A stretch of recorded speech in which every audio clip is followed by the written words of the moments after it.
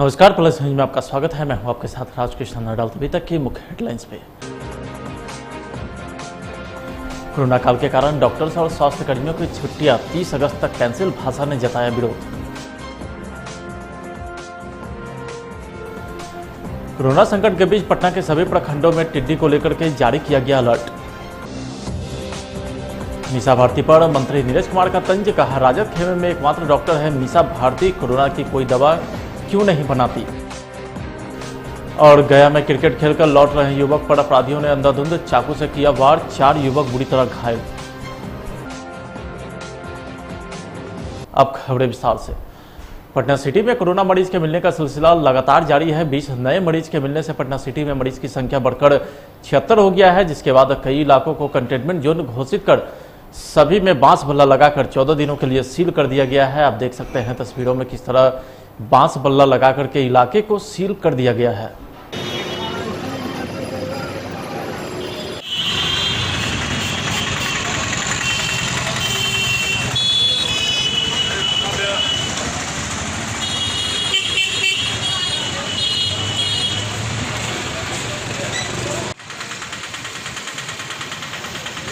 Camera क्या है पूरा आगे भी सब पैक हो गया है।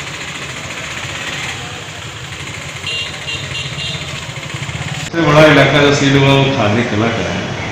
यहाँ पे भौली मोड़ से लेके शहीद भगत सिंह चौक को कम्प्लीटली सील कर दिया। साथ साथ जो अंदर की जो गलियाँ हैं, सदर गली है या गोरखा से लेके नजर घाट तक की जो रास्ता है सबको सील कर दिया।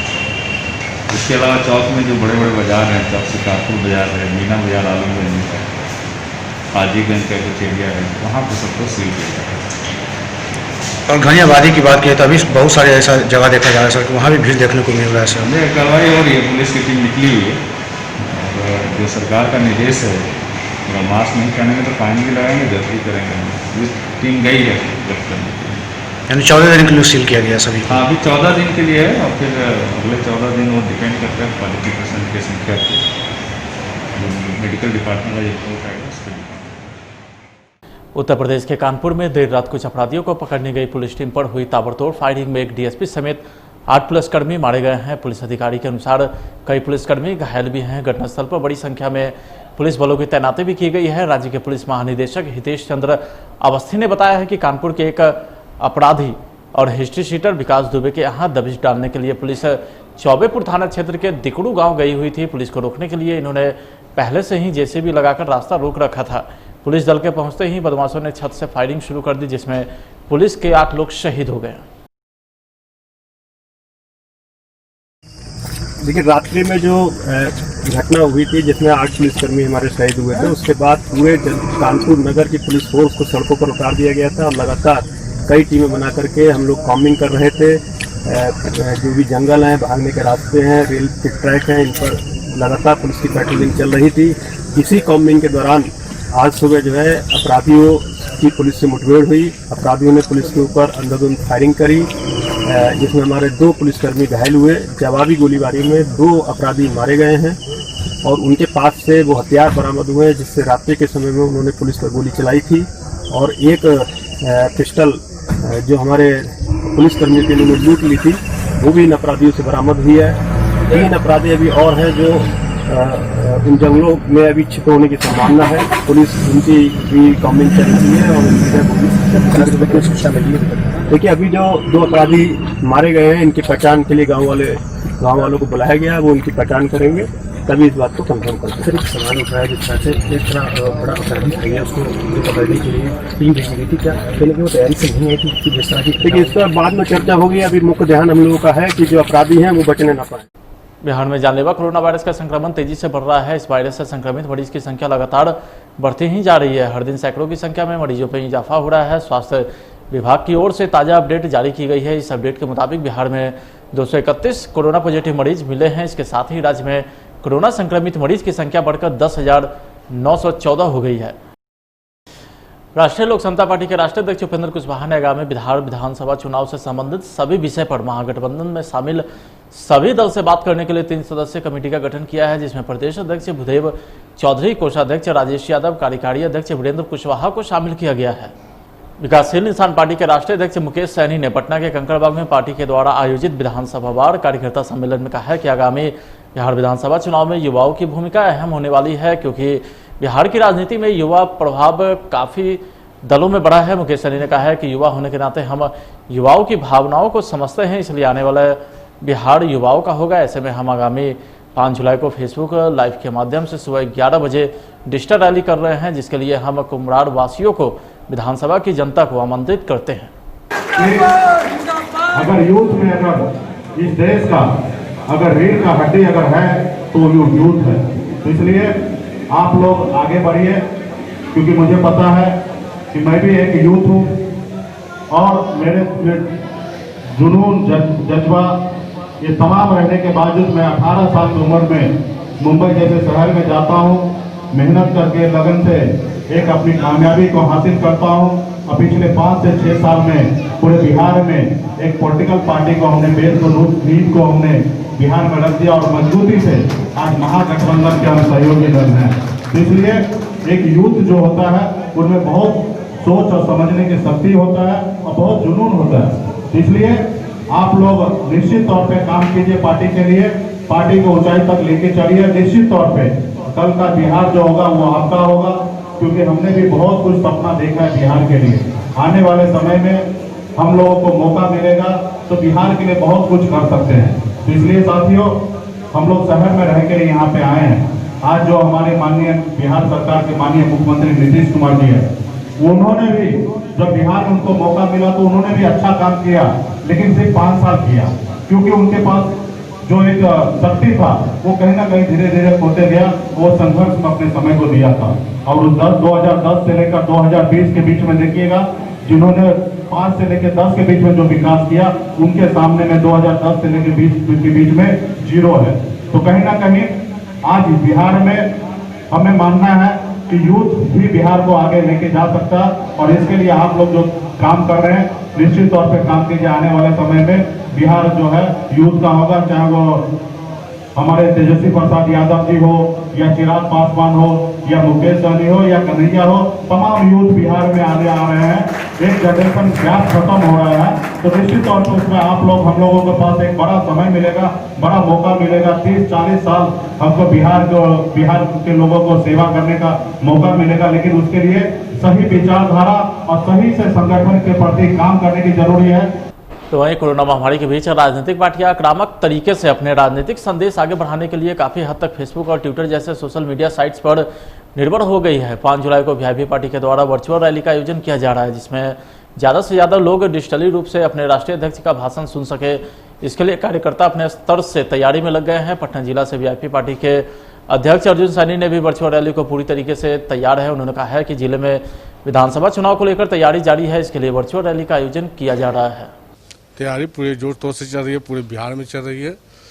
डिजिटल रैली का ये 5 तारीख को 11 बजे मुकेश सहनी लाइव होंगे।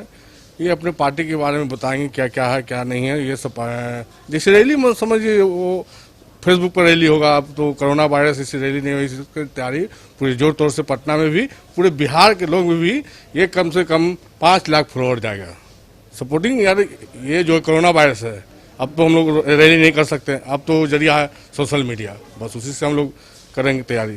कुछ फर्क नहीं पड़ने वाला है, जनता समझ चुका है और जनता की आवाज़ बुलंद करने वाले हमारे मुकेश जी हैं।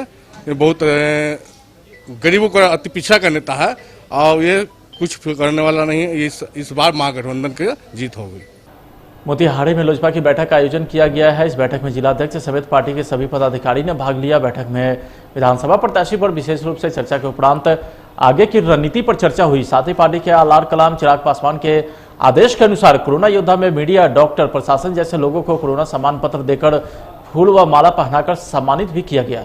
यहाँ जितने भी मोतिहारी पूर्वी चंपारण जिला में वैसे लोग हैं जिन्होंने कोरोना महामारी में अपना बहुमूल्य समय निकाल करके अपनी जान की परवाह न करते हुए जो हमारे पार्टी के भी कार्यकर्ता हैं, जो लोगों के बीच जा कर के कोरोना से बचने का रास्ता दिखाया और जो अपने कर्तव्य के प्रति एकदम निष्ठावान के रूप में रहते हुए भी उन्होंने अपना कार्य किया। उसके लिए हमारे लोजपा के राष्ट्रीय अध्यक्ष और युवा दिलों के धड़कन माननीय श्री चिराग पासवान जी ने हम लोग को एक कोरोना योद्धा सम्मान प्रशंसा प्रमाण पत्र उन्होंने दिल्ली से भेजा है, जो तमाम जिला प्रभारी को अपने जिला में जाकर के जिला अध्यक्ष और जिला के जो सम्मानित पार्टी के पदाधिकारी हैं उनके साथ मैं जिला के वैसे सभी पदाधिकारियों से मिलूंगा और ये प्रमाण पत्र उनको दूंगा और माला पहनाऊंगा और सम्मान के रूप में जो है मैं उनको ये दूंगा। चीन से बॉर्डर पर जारी तनाव के बीच प्रधानमंत्री अचानक लेह पहुंचे। प्रधानमंत्री नरेंद्र मोदी लेह पहुंचे और जवानों से मुलाकात की। इसके पहले सिर्फ chief of defence staff Bipin Rawat को इस दौरे के लिए आना था। चीन से बॉर्डर पर जारी तनाव के बीच वहां पर जवानों का हौसला अफजाई करते दिखे। पीएम मोदी का यह दौरा अचानक था, जिससे हर कोई चौंक गया। पीएम मोदी के साथ इस दौरान chief of defence staff Bipin Rawat भी मौजूद रहे हैं, जहां प्रधानमंत्री नरेंद्र मोदी को सेना वायुसेना के अधिकारियों ने जमीनी हकीकत की जानकारी दी। मई महीने से ही चीन के साथ बॉर्डर पर तनाव की स्थिति बनी हुई है। ये भूमि भारत के लिए सर्वस्व त्याग करने के लिए हमेशा तैयार रहने वाले राष्ट्रभक्तों की धरती है। इस धरती ने कुशक बकुला रिंपोचे जैसे महान राष्ट्रभक्त देश को दिए हैं। ये रिंपोचे जी ही उन्हीं के कारण जिन्होंने दुश्मन के नापाक इरादों में स्थानीय लोगों को लामबंद किया। रिंपोचे की अगुवाई में यहां अलगाव पैदा करने की हर साजिश को लद्दाख की राष्ट्रभक्त जनता ने नाकाम किया। ये उन्हीं के प्रेरक प्रयासों का परिणाम था कि देश को, भारतीय सेना को लद्दाख स्काउट नाम से इन्फेंट्री रेजिमेंट बनाने का प्रेरणा मिली। आज लद्दाख के लोग हर स्तर पर, चाहे वो सेना हो या सामान्य नागरिक के कर्तव्य हो, राष्ट्र को सशक्त करने के लिए अद्भुत योगदान दे रहे हैं। साथियों, हमारे यहां कहा जाता है, खड़गेन आक्रम्य वंजितः। राज्य में कोरोना संक्रमण के बढ़ते मामलों को देखते हुए सरकार ने डॉक्टर और स्वास्थ्य कर्मियों की छुट्टी एक बार फिर से कैंसिल करने का फैसला किया है। सरकार ने डॉक्टर और स्वास्थ्य कर्मियों की छुट्टियों को 30 अगस्त तक रद्द कर दिया है। स्वास्थ्य विभाग के संयुक्त सचिव अनिल कुमार ने इस संबंध में आदेश भी जारी कर दिया है। सरकार की तरफ से जारी आदेश में स्पष्ट तौर पर कहा गया है कि कोरोना की रोकथाम के लिए विशेष चौकसी और स्वास्थ्य सेवा की बहाली के कारण छुट्टियां रद्द कर दी गई है। डॉक्टरों की छुट्टियां रद्द किए जाने का बिहार स्वास्थ्य सेवा संघ यानी भासा ने विरोध जताया है। भासा के महासचिव डॉक्टर रंजीत कुमार ने कहा है कि रोटेशन के आधार पर डॉक्टर को सप्ताह में 1 दिन छुट्टी दी जानी चाहिए।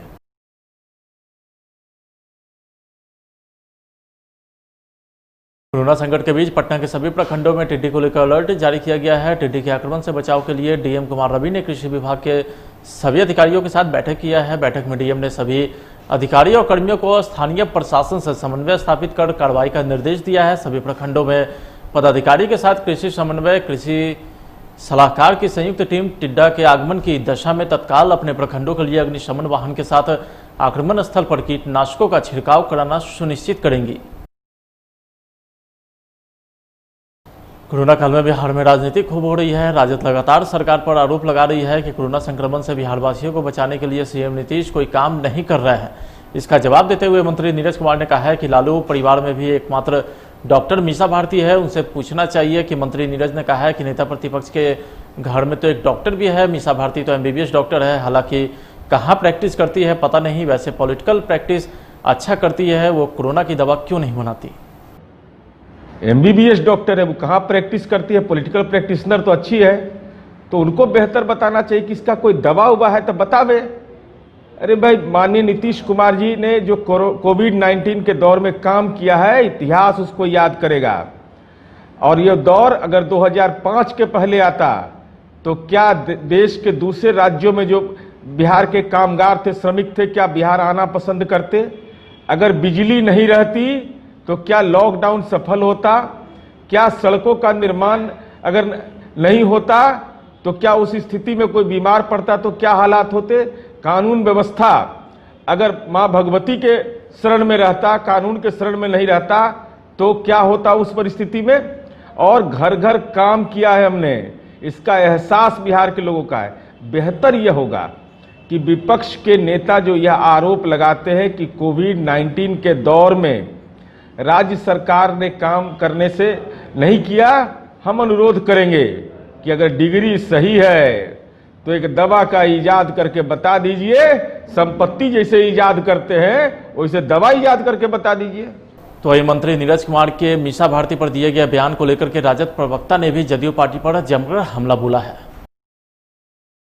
गया जिले के मानपुर प्रखंड के मुफस्सिल थाना के लखीबाग मोहल्ले के जगजीवन कॉलेज के समीप भुसुंडा पशु मैदान में खेलकर आ रहे 4 बच्चों के ऊपर अज्ञात अपराधियों ने अंधाधुंध चाकू से जानलेवा हमला कर दिया। हमलावरों ने चाकू से एक के बाद एक लगातार कई बार किए, जिससे 2 लोगों की स्थिति गंभीर बनी हुई है, जबकि 2 युवक की हालत खतरे से बाहर है। घायलों को इलाज के लिए जयप्रकाश नारायण अस्पताल ले जाया गया है। तो वहीं इस संदर्भ में मुफस्सिल थाना के एसआई रामस्वरूप यादव ने बताया कि बीती रात्रि 8 बजे की घटना है। अज्ञात अपराधियों के द्वारा जगजीवन कॉलेज देवी स्थान के समीप चाकू से हमला किया गया है, जिसमें 4 लोग जख्मी हैं।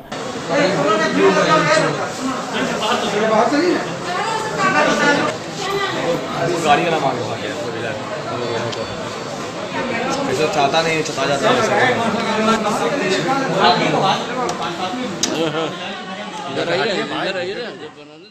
लोग अपने में लड़ गया था।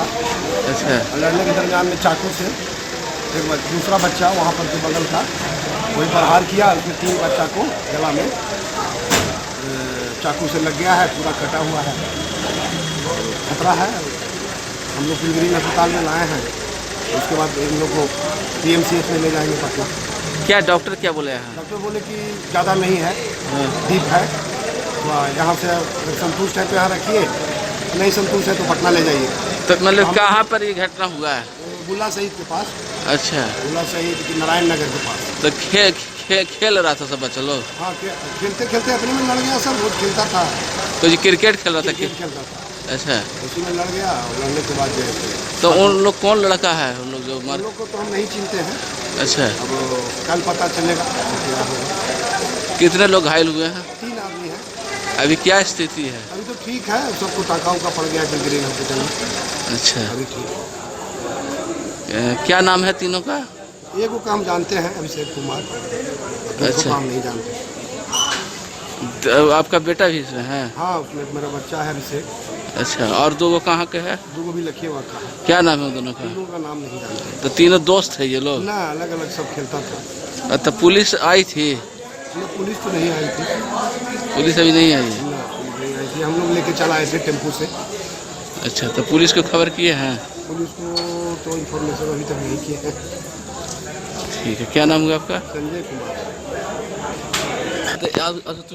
हाँ, क्या घटना हुई थी बताइए। खेलने गए थे भुसुंडा मैदान की तरफ, रोज की तरह घर लौट रहे थे।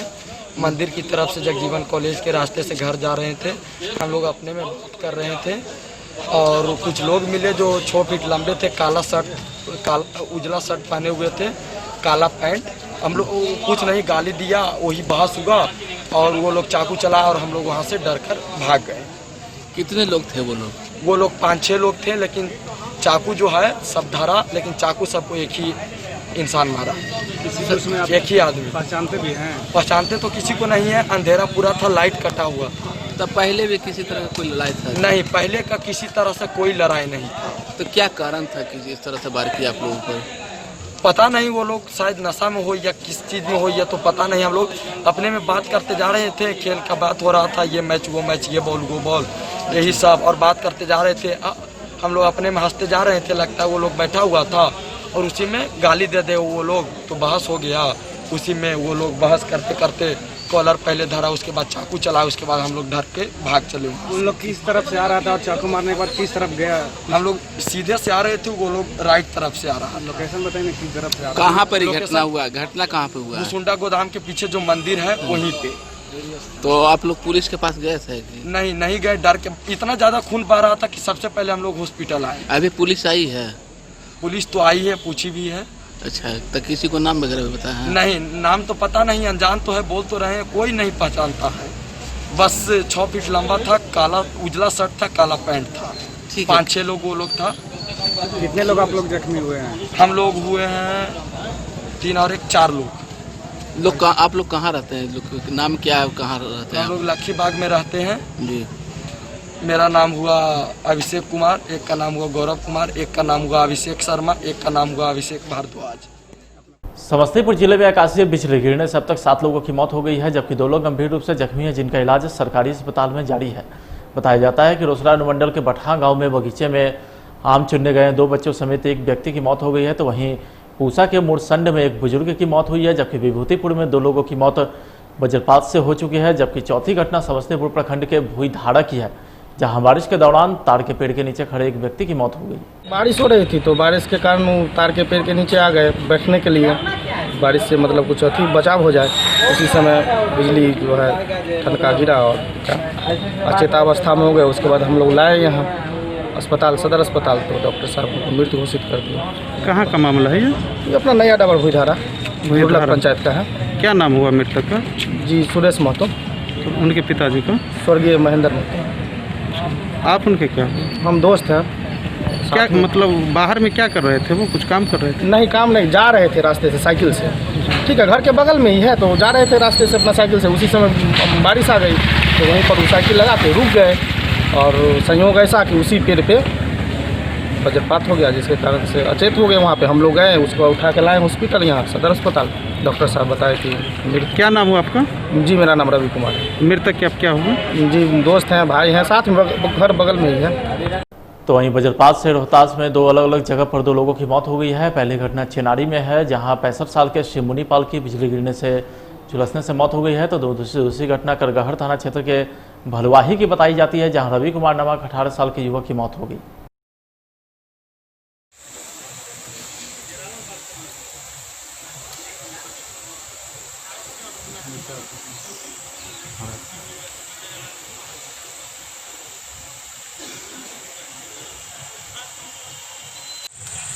बना ले तनी क्या करेगा बा?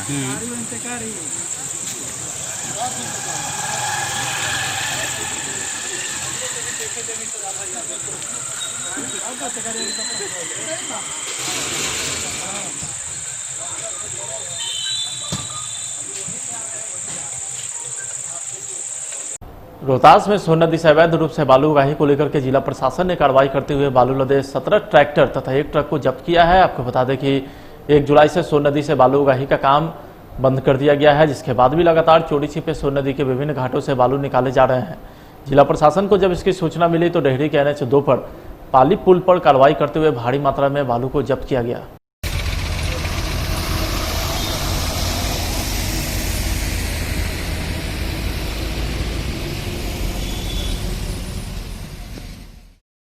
बालू को लेकर के ये औरंगाबाद के बालू इलाके से लगातार पाया जा रहा था कि अवैध रूप से बालू का उत्खनन कर ट्रैक्टर के माध्यम से सोन ब्रिज की तरफ से और हमारे कोयला डिपो, मनौरा, इन सब इलाकों में, सूरा, इन सब इलाकों में डंप किया जा रहा था।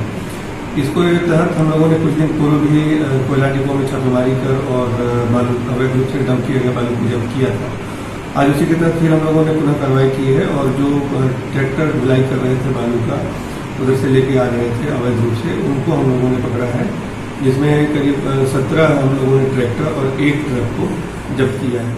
वहीं रोहतास के चेनारी में उड़दा गांव में भतीजे ने अपने ही बुजुर्ग चाचा की गला काट कर हत्या कर दी और फरार हो गया। वारदात के पीछे संपत्ति विवाद बताया जा रहा है कि मृतक ददन तिवारी अपने घर के छत पर सोया था। इसी बीच बगल के छत से फांदकर उसका भतीजा आया और धारदार हथियार से बुजुर्ग का गला रेतकर हत्या कर दिया। क्या हुआ है जैसे? अब गर्दन काटा हुआ है। उम्र कितना होगा लगभग? अरे उम्र तो हमको लग रहा 60 से ऊपर है। एजेड आदमी। साथ में हम भी सोए हुए थे तो हम 1 घंटा पहले नीचे आ गए थे परिवार को लेकर अपना, और ठंडा महसूस करके छत पर ही सोए रह गए। तो तेज बोलिए। छत पर सोए हुए थे रात में, ठंडा लग रहा था तो नीचे पंखे के गर्म होने के कारण छत पर सोए हुए थे। उसी बीच में बगल वाला छत से चाचा का ही लड़का है, खून कराया और फौसा से उनके गर्दन पर 3 फौसा मारा। उस वियोग में वो नीचे आ गए। आने के बाद हमारी माँ हमको जगाई, तो हमने देखा तो ले गए हॉस्पिटल ले जाते लेते देखते रहे। ये कौन है जो हमारे पिताजी हैं। नहीं, आरोपी जो है कौन है? वो चाचा का लड़का है। चाचा का लड़का। क्या है मतलब संपत्ति विवाद है? क्या विवाद है? संपत्ति विवाद उसके अपने परिवार के साथ है। उसमें ये बोल देते थे, सबसे बड़ गार्जियन थे घर में। कितना उम्र था इनका? करीब 65 वर्ष लगभग। क्या नाम है इनका मृतक का? गगन तिवारी। उम्र कितना है? 65 वर्ष। कहाँ घटना है? उर्दा का, ग्राम उर्दा, थाना चेनारी। क्या नाम आपका? मनोज तिवारी। कौन है मृतक? क्या उनके लड़के हैं, सेकंड स्थान पर। बड़ा बाप भेजल है भाई। अच्छा, तो कैसे मर गए पंडित जी? और परिवार काट दिलन बना की का तक। अच्छा, कहाँ की घटना है ये? उर्दा के। कौन था ना? चेनारी। क्या नाम पड़ेगा आपका? हमारा? हाँ, दशरथ। कौन थाना से हैं आप? चेनारी। दरभंगा के हायाघाट के पतोड़ में बीते दिनों एक 14 साल की बच्ची का बलात्कार करने के बाद अपराधियों ने हत्या कर दी थी। जन अधिकार पार्टी के राष्ट्रीय अध्यक्ष पप्पू यादव शोकाकुल परिवारों से मिले और 20,000 की आर्थिक मदद की। पप्पू यादव ने परिवार को भरोसा दिलाया है कि हम उनके लिए न्याय की लड़ाई लड़ेंगे और उन्हें इंसाफ जरूर मिलेगा। पप्पू यादव ने कहा है कि घटना को 48 घंटे से ज़्यादा का समय बीत गया, लेकिन अभी तक पोस्टमार्टम रिपोर्ट नहीं आई है। जांच में देरी एक सोची समझी साजिश के तहत की जा रही है ताकि गुनाहगारों को बचाया जा सके। थाना प्रभारी के निलंबन की मांग करते हुए उन्होंने कहा है कि हम जिलाधिकारी से मांग करते हैं कि थाना प्रभारी को अविलंब सस्पेंड किया जाना चाहिए। तो वहीं रोहतास के तिलौथी भदोखड़ा में करंट लगने से एक 7 साल के बच्चे की मौत हो गई है। मृतक खुशी कुमारी नरेंद्र शर्मा की पुत्री बताई जाती है। बताया जाता है कि उसके दरवाजे से गुजर रहा एक बिजली का तार जा रहा था, जिसके तार के संपर्क में आने से खुशी कुमारी की मौत हो गई।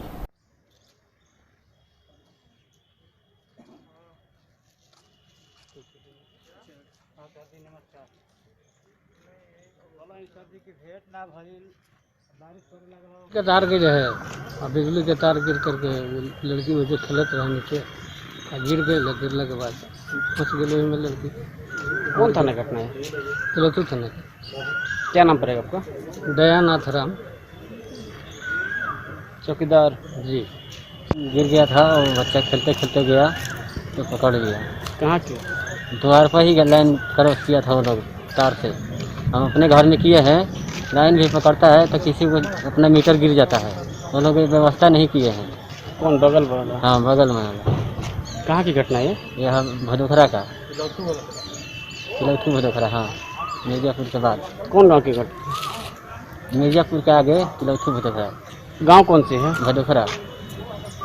क्या नाम है बच्चे का? खुशी कुमारी। उम्र कितना है? 7 साल। क्या नाम आपका? नगेंद्र शर्मा।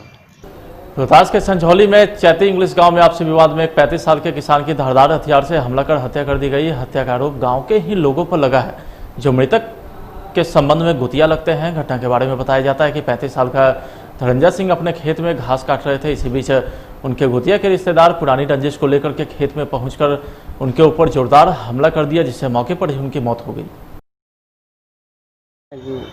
गांव में इनका गांव है चैता इंग्लिश। हम उनके बुआ का लड़का है। ये गए थे अपने खेत में घास काटने के लिए, तब तक पीछे से गया अजय कुमार, इनकी पत्नी थी। इनका पत्नी इनका हाथ पकड़ ली और अजय ने अपने तलवार से धराधर हथियार से अपना प्रहार शुरू कर दिया। ठीक है, वहीं पर ही अपने बेहोश हो गए। बहुत सारा ब्लड हुआ, दोनों हाथ इनका कट गए। ठीक है, बाद में हम लोग ग्रामीण देखे तो फिर इनको ऑटो करके फिर संझौली लाए। संझौली से लाने के बाद वहाँ पे कोई ट्रीटमेंट नहीं हुआ संझौली हॉस्पिटल में, तो फिर हम लोग सासाराम आए। सासाराम आने के बाद में थोड़ा सा देखे, इसके बाद में इनका डेड बॉडी इनका फिर मृत्यु घोषित कर दिया यहाँ पे डॉक्टर साहब। क्या नाम है मृतक का? मृतक का नाम है धनंजय सिंह। धनंजय सिंह नाम है मृतक। उम्र कितना है? उम्र इनका है 35 बरिस। 35 बरिस इनका उम्र। कहाँ के रहने वाले हैं? चैता इंग्लिश के रहने वाले हैं। कौन जो इनको मारे हैं वो भी चैता इंग्लिश के बगल के हैं। मतलब पड़ोसी है, गुतिया है? गुतिये हैं अजय सिंह। किस लिए आखिर ये झगड़ा क्यों? झगड़ा कुछ नहीं, ये अपने खेत में गए थे घास काटने के लिए, विवाद कुछ नहीं था अभी। ठीक बा, अब उनको मन में अचानक क्या भटका, क्या हुआ उनके मन में, सीधे गए तलवार लेकर के इन पर वार कर दिए। क्या नाम है आपका? हमारा नाम है विवेक सिंह। कौन लगते हैं आप उनके हम बुआ के लड़के हैं। कोरोना काल के बीच बॉलीवुड को एक और बड़ा झटका लगा है। बॉलीवुड की जाने मानी कोरियोग्राफर सरोज खान का निधन हो गया है। दिल का दौरा पड़ने के कारण सरोज खान का निधन हुआ है। पिछले दिनों उन्हें इलाज के लिए अस्पताल में भर्ती कराया गया था, जिस दौरान सरोज खान का कोरोना वायरस टेस्ट भी करवाया गया था, लेकिन उनकी जांच रिपोर्ट निगेटिव आई थी। हालांकि उनकी तबीयत में सुधार भी हो रहा था, लेकिन अचानक से बीती रात उनकी तबीयत बिगड़ी और बाद में मनहूस खबर आई कि उनकी मौत हो गई है। डॉक्टरों ने सरोज खान की मौत का कारण हार्ट अटैक बताया है। सरोज खान ने माधुरी दीक्षित जैसे सिने स्टार के साथ साथ बड़ी बड़ी अभिनेत्रियों को भी अपने इशारे पर नचाया। हिंदी फिल्म जगत की मशहूर कोरियोग्राफर सरोज खान का निधन हो गया है। सरोज पिछले कुछ समय से बीमार चल रही थीं। 20 जून को सांस लेने में तकलीफ की वजह से उन्हें मुंबई में बांद्रा स्थित गुरु नानक अस्पताल में भर्ती कराया गया था। कल देर रात उन्हें कार्डियक अरेस्ट हुआ और उसके बाद उनका निधन हो गया। सरोज खान को मलाड इलाके में मालवाड़ी कब्रिस्तान में सुपुर्दे खाक किया जा रहा है। पिछले दिनों उनकी कोरोना संक्रमण की जांच भी की गई थी, लेकिन उनकी रिपोर्ट नेगेटिव आई। सरोज खान की गिनती भारत की फिल्म इंडस्ट्री के दिग्गज नृत्य निर्देशकों में होती है। उन्होंने अपना करियर एक असिस्टेंट कोरियोग्राफर के तौर पर शुरू किया था। साल 1974 में फिल्म गीता मेरा नाम में उन्होंने पहली बार गानों को स्वतंत्र रूप से निर्देशित किया। सरोज खान ने 2000 से ज्यादा गानों को कोरियोग्राफ किया। उन्हें जिन गानों से प्रसिद्धि मिली उनमें तेजाब फिल्म का गाना 1 2 3, देवदास का डोला रे डोला और जब वी मेट का गाना ये इश्क हाय जैसे गाने शामिल हैं। सरोज खान की अंतिम फिल्म जो पर्दे पर आई थी वो थी कलंक, जिसमें उन्होंने अभिनेत्री माधुरी दीक्षित के गाने तबाह हो गई को निर्देशित किया था। उन्हें 3 बार बेस्ट कोरियोग्राफी का राष्ट्रीय पुरस्कार भी मिला। नेशनल अवार्ड उन्हें फिल्म देवदास और जब वी मेट के अलावा तमिल फिल्म श्रृंगारम के लिए मिला। हाल के वर्षों में वो टीवी पर होने वाले डांस रियलिटी कार्यक्रमों में निर्णायक या जज के तौर पर हिस्सा लेती रही थीं। उन्हें टीवी पर नच बलिए, झलक दिखला जा और नचले वे विद सरोज खान जैसे कार्यक्रमों में देखा गया था। सरोज खान के निधन पर लोग सोशल मीडिया पर दुख जता रहे हैं। अभिनेता अक्षय कुमार ने ट्वीट किया, सुबह इस बुरी खबर के साथ हुई कि कोरियोग्राफर सरोज खान जी नहीं रही। सरोज जी ने डांस को इतना आसान बनाया था कि कोई भी डांस कर सकता था। सरोज जी के निधन से इंडस्ट्री को नुकसान हुआ, ईश्वर उनकी आत्मा को शांति दे। अमिताभ बच्चन ने ट्वीट किया है, हाथ जुड़े हैं और मन अशांत है। कुल मिलाकर सरोज खान का जाना एक युग के अंत जैसा है। फिलहाल आज की बड़ी खबर में इतना ही। आप देखते रहे प्लस न्यूज। नमस्कार।